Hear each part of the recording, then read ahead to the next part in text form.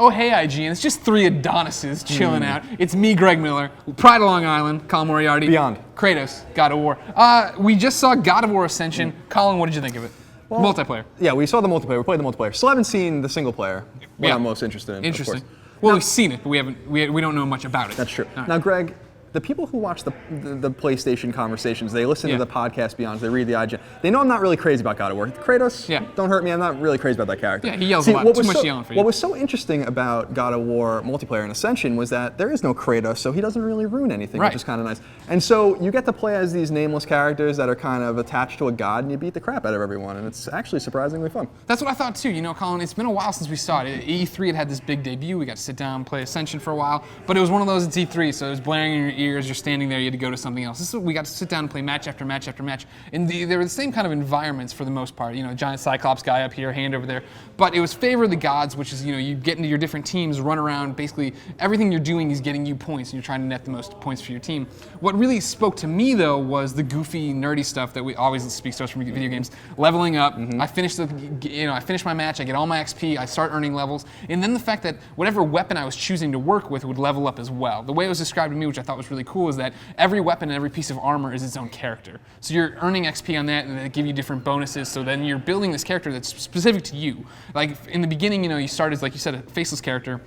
You walk up and you basically choose, all right, who do I want to swear my allegiance to? And if you swear it to Ares, you know you're going to be this big melee guy, big sword, have some fire attacks. Whereas if you go to Zeus, you're going to be more magical, electrical attacks. An interesting thing that I thought was like, okay, something to be different about. But then as I got to playing it, and I realized, oh, holy crap, well, I can change, you know, my weapon and my loadout, my armor, and everything else. It'll really speak to who I want to be in those matches. Yeah, I mean, it's surprising to me because, you know, with a game, it's multiplayer and it's God of War. So originally I was like, I'm not really interested in this, but I'm surprised every time I play it. We played it at E3, we played it at some events, we played it tonight. And I continue to be surprised about how much I enjoy this game, how much this game actually speaks to me in the nerdy way in which you were saying. It's cool that you have this armor, these items, everything, these weapons that can be leveled up 3 times, that you have all of these loadouts, that the experience points matter, but they don't. You have to do certain things in battles to unlock certain things, like unlock a certain amount of chests to unlock this weapon or this component. It's really cool. It's a thoughtful game. And the problem with God of War was never the combat. The combat was always smooth. Sony Santa Monica knows exactly what it's doing in that department. So this lets all of that shine. There's, you know, even though we were playing on an internal server, kind of next to each other, there seems to be no latency.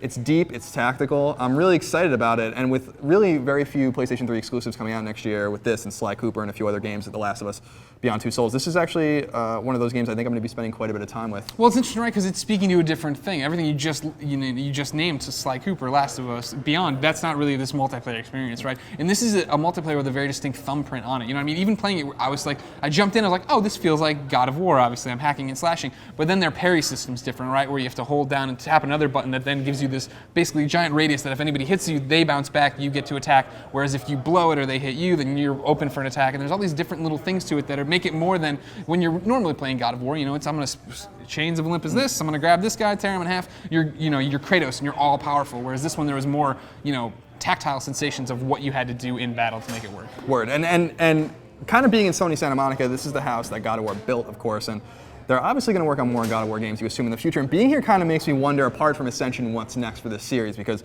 if the multiplayer experiment works and it maybe makes a jump over to Vita or makes a jump over to the next PlayStation, what do they have in store? Is this something that's a one-off, or are they going to continue with this multiplayer, then kind of like they did with Uncharted? They threw it in and it stayed. So that's kind of one of those things as a PlayStation nerd I'm interested in as well, Greg.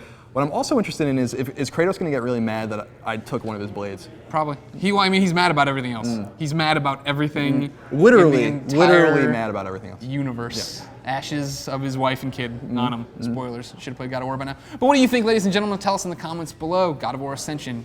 Excited for 2013? It's coming out in March. That's a pretty crowded month. A lot of stuff happening. Why or why not are you picking up the God of Wars? Let us know. Then keep it here on IGN for all your PlayStation news. Beyond.